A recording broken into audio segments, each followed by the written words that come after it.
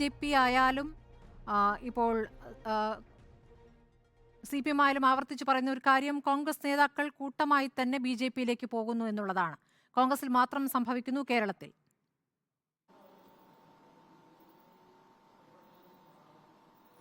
ഒന്ന് എനിക്ക് തോന്നുന്നു BJPക്കും CPMനും മറുപടി പറയേണ്ടതുണ്ട്. ഒന്ന് BJPയുടെ ഈ സാമ്പത്തിക അവകാശവാദങ്ങളുടെ പൊള്ളത്തരം രാജ്യത്ത് അവരുടെ ധവളപത്രത്തിലൂടെ തന്നെ വ്യക്തമായതാണ്.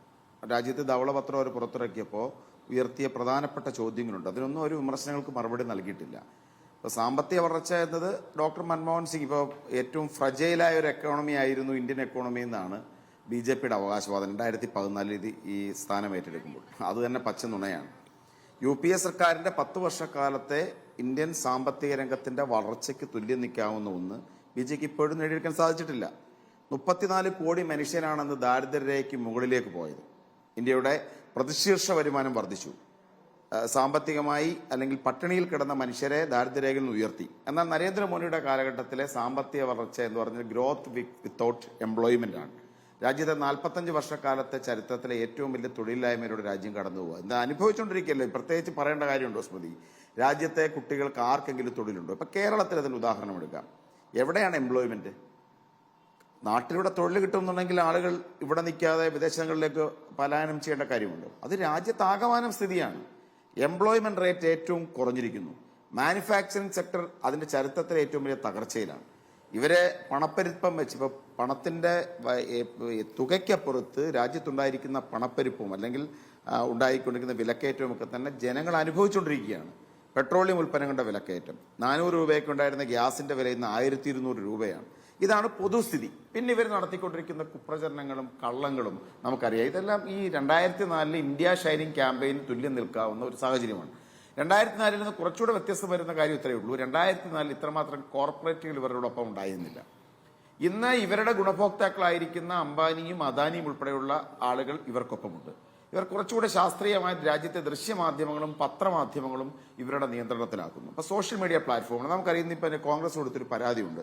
ഇന്ന് നമുക്കറിയാം നമ്മുടെ എല്ലാം വാട്സാപ്പിലേക്ക് ഒരു വാട്സാപ്പ് മെസ്സേജ് വന്നുകൊണ്ടിരിക്കുകയാണ്. അതായത് ഇവര് നരേന്ദ്രമോദി സർക്കാരിന്റെ ഭരണ നേട്ടങ്ങൾ വിശദീകരിച്ചുകൊണ്ട് രാജ്യത്തെ മുഴുവൻ വാട്സാപ്പ് ഉപഭോക്താക്കളിൽ നിന്നും ഒരു പർട്ടിക്കുലർ വാട്സാപ്പ് നമ്പറിൽ നിന്ന് മെസ്സേജ് വന്നുകൊണ്ടിരിക്കുകയാണ്.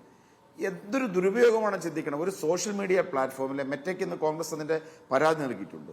ഒരു സോഷ്യൽ മീഡിയ പ്ലാറ്റ്ഫോമിനെ ഏറ്റവും ദുരുപയോഗം ചെയ്തുകൊണ്ട് ഇവർക്ക് വേണ്ടിയുള്ള തെരഞ്ഞെടുപ്പ് പ്രചരണം നടത്തുന്നു. അപ്പോൾ നമുക്ക് കാണാൻ സാധിക്കുന്നത് കഴിഞ്ഞ നരേന്ദ്രമോദി സർക്കാരിന്റെ 10 വർഷക്കാലം രാജ്യത്തെ ജനജീവിതം ദുസ്സഹമാക്കിയ, എംപ്ലോയ്മെന്റ് തൊഴിലില്ലായ്മ ഏറ്റവും രൂക്ഷമാക്കിയ, രാജ്യത്തെ കോർപ്പറേറ്റ് ഭീമന്മാർക്ക് പ്രത്യേകിച്ച് ശൂന്യതയിൽ ഉയർന്നു വന്ന അദാനിമാരെ പോലെയുള്ളവർക്ക് വലിയ ആനുകൂല്യങ്ങൾ നൽകിയ, അതിന്റെ ബെനിഫിറ്റ് ഏറ്റെടുത്ത, ഇപ്പൊ തന്നെ ഇലക്ട്രൽ ബോണ്ടിലൂടെ നമ്മളത് കണ്ടുകൊണ്ടിരിക്കുകയാണ്. എത്രായിരം കോടി രൂപയാണ് വ്യാജ കമ്പനികളുടെ പേരിലുമൊക്കെ വാങ്ങി ഇവരെടുത്തിരിക്കുന്നത്.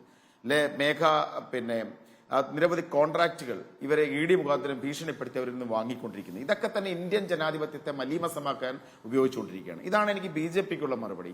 നിങ്ങൾ ഈ രാജ്യത്തെ ജനങ്ങളുടെ ജനജീവിതത്തിൽ ഒരു പോസിറ്റീവായ മാറ്റങ്ങളും ഉണ്ടാക്കിയിട്ടില്ല. രാജ്യത്ത് 35ഓളം ഇന്ത്യയുടെ ഏറ്റവും അഭിമാനമായ പൊതുമേഖലാ സ്ഥാപനങ്ങളെ നിങ്ങൾ സ്വകാര്യ കമ്പനികൾക്ക് തീരെഴുതി. രാജ്യത്തെ ഏറ്റവും പ്രധാനപ്പെട്ട പോർട്ടുകൾ, രാജ്യത്തെ ഏറ്റവും പ്രധാനപ്പെട്ട വിമാനത്താവളങ്ങൾ, ഇവിടുത്തെ പെട്രോളിയം ഏരിയാസ്, ഇതൊക്കെ തന്നെ നിങ്ങൾ സ്വകാര്യ കമ്പനികൾക്ക് മറിച്ചു കൊടുത്ത് അതിന്റെ എല്ലാം കമ്മീഷൻ വാങ്ങി ആ പണം ഉപയോഗിച്ച് ഇന്ത്യൻ ജനാധിപത്യത്തെ വിലക്കെടുക്കുന്ന ജനാധിപത്യത്തിന്റെ ശത്രുക്കളാണ് നിങ്ങൾ. ഒന്നാമത്തെ കാര്യം അതാണ്. എന്നിട്ടും ഇവർക്ക് ഭയമാണ്. അതുകൊണ്ടാണ് വീണ്ടും വർഗീയതയും മറ്റും കാര്യങ്ങളൊക്കെ പറഞ്ഞുകൊണ്ടിരിക്കുന്നത്. രണ്ടാമത് CPMനുള്ള മറുപടി. ഇപ്പൊ CPM വക്താവിന്റെ മറുപടിയിൽ തന്നെ കാര്യം വെച്ചില്ല. അദ്ദേഹം അങ്ങ് ഉരുണ്ട് കളിക്കുകയാണ്. നിങ്ങളുടെ LDF കൺവീനറായിരിക്കുന്ന EP ജയരാജന് BJPയോട് കമ്മിറ്റ്മെന്റ് എങ്ങനെ തോന്നാതിരിക്കും? അദ്ദേഹം നേരത്തെ ഇവിടെ എല്ലാം ഭാര്യമാരുടെ പെൻഷൻ കാശ്, ഇവരുടെ എല്ലാ ഇൻവെസ്റ്റ്മെന്റ് മോക്കി IT കമ്പനി തുടങ്ങുന്നത് ഭാര്യയുടെ പെൻഷൻ കാശാണ്. കണ്ണൂരിൽ റിസോർട്ട് തുടങ്ങിയാലും അതും എല്ലാം പെൻഷൻ പൈസയാണ്. അവിടെ വൈദേഹി എന്നൊരു റിസോർട്ട് ഉണ്ടായിരുന്നു EP ജയരാജന്. ആ റിസോർട്ട് വാങ്ങിയത് ആളാരാണ്? രാജീവ് ചന്ദ്രശേഖറിന്റെ ഇൻവെസ്റ്റ്മെന്റ് കമ്പനിയാണ് ആ റിസോർട്ട് വാങ്ങിയത്. അപ്പൊ അല്ലേ വൈദേഹം. അപ്പൊ വൈദേഹം വാങ്ങിയ രാജീവ് ചന്ദ്രശേഖർ ഉൾപ്പെടെ നല്ല കാൻഡിഡേറ്റ് അല്ല എന്ന് ജയരാജന് പറയാൻ സാധിക്കുമോ? ലജ്ജയുണ്ടോ ഞാൻ ചോദിക്കണം. 5 BJP സ്ഥാനാർത്ഥികൾ മിടുക്കന്മാരാണെന്ന് LDF കൺവീനർ പറഞ്ഞിട്ടും അദ്ദേഹം ആ സ്ഥാനത്തിരിക്കുന്നതിന്റെ കാരണം എന്താ? അദ്ദേഹത്തെക്കാൾ വലിയ സംഘപരിവാർ ഭക്തനാണ് മുഖ്യമന്ത്രി. മുഖ്യമന്ത്രി അതുകൊണ്ടാണ് ലാവ്ലിൻ കേസിൽ രക്ഷപ്പെട്ടിരിക്കുന്നത്. അതുകൊണ്ടാണ് മുഖ്യമന്ത്രി ലൈഫ് കേസിലും ഈ കർത്തയുടെ മാസപ്പടി കേസിലും മുഖ്യമന്ത്രിയും കുടുംബവും രക്ഷപ്പെട്ട് നിൽക്കുന്നത് BJPയുടെ എല്ലാ വിധത്തിലുള്ള പിന്തുണയും ഉള്ളതുകൊണ്ടാണ്. ഇവിടെ ഇപ്പൊ ഏതാണ്ട് ഒരു DCC സെക്രട്ടറി, കോൺഗ്രസിന് 142 ഡി സെക്രട്ടറിമാരുണ്ട് തിരുവനന്തപുരത്ത്. അതിൽ ഏതോ 2 പേർ ആരൊക്കെയോ ഏതാണെന്ന് പോലും എനിക്ക് മനസ്സിലാവുന്നില്ല. പത്മിനി തോമസ് ഏഷ്യാഡിൽ പങ്കെടുത്ത ഒരു അത്ലറ്റാണ്. കോൺഗ്രസ് ഒരു അത്ലറ്റിനെ സ്പോർട്സ് കൗൺസിലിന് സ്ഥാനത്തിരുത്തി. അവരിപ്പം പുതിയ മേച്ചിൽപ്പുറത്തിൽ പോയി. നമുക്ക് എന്ത് ചെയ്യാൻ സാധിക്കും? അത്തരത്തിൽ മാത്രം കണ്ടാൽ മതി. എന്നാൽ CPM ഇന്ന് പോയവരാരൊക്കെയാണ്? രാജ്യത്തെ CPMന്റെ പശ്ചിമ ബംഗാളിലെ മുഴുവൻ ഘടകവും പോയി. ത്രിപുരയിലെ സിറ്റിംഗ് MLA-മാർ ഉൾപ്പെടെ പോയി. ഗഗൻ മർമു തുടങ്ങിയ CPM MLA-മാർ MLA ആയിരിക്കുമ്പോൾ തന്നെ BJPയുടെ MP ആയിട്ട് നേതാക്കളായിരിക്കില്ല പ്രധാനപ്പെട്ട നേതാക്കളുടെ മക്കൾ.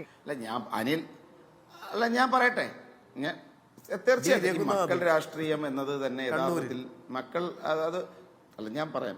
പിന്നെ അതെ വലിയ ആളുകളാണ്. AP അബ്ദുള്ളക്കുട്ടി CPMന്റെ അവിടുത്തെ കണ്ണൂരിന്റെ MP ആയിരുന്ന ആളായിരുന്നു. കേരളത്തിൽ വിശ്വനാഥ മേനോൻ ധനകാര്യമന്ത്രിയായിരുന്ന ആളായിരുന്നു. അൽഫോൺസ് കണ്ണന്താനം എന്ന് പറഞ്ഞാൽ കേരളത്തിലെ CPMന്റെ പിന്തുണയോട് ജയിച്ച MLA ആയിരുന്നു. അപ്പോഴാണ് പത്മജയുടെ അനിൽ ആന്റണിയുടെ കാര്യം. പിതാക്കന്മാരുടെ പാരമ്പര്യത്തിന്റെ പേര് പറഞ്ഞ് അത്തരത്തിൽ ആളുകളെ അളക്കാൻ ശ്രമിക്കരുത്. അത്തരത്തിലുള്ള വാല്യൊന്നും ഞങ്ങൾ അത്തരത്തിൽ കണ്ടിട്ട് ഞങ്ങൾ അതുകൊണ്ട് ദോഷവും ഉണ്ടായിട്ടില്ല. അപ്പൊ അതുകൊണ്ട് രാജ്യത്താകമാനം BJPയുടെ അധാർമിക രാഷ്ട്രീയത്തിന്റെ ഭാഗമായി പ്രലോഭനങ്ങളിൽപ്പെട്ടും അത്തരത്തിലും കൊണ്ടുപോകുന്ന ആളുകളുടെ കണക്കെടുക്കുമ്പോൾ അത് എല്ലാ പാർട്ടിയിൽപ്പെട്ടവരുണ്ട്. ഞങ്ങളുടെ പാർട്ടി കുറച്ചുകൂടെ വലിയ പാർട്ടിയായിട്ട് കുറച്ചുകൂടെ ആളുകൾ പോകുന്നു. എന്നാൽ CPM അതിൽ നിന്ന് മുക്തമാണോ?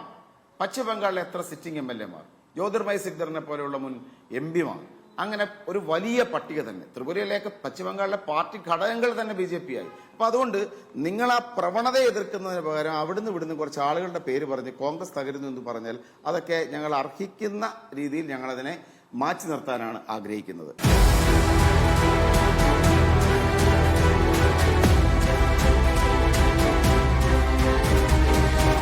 ഡിബേറ്റ് വിത്ത് സ്മൃതി പരുത്തിക്കാട്.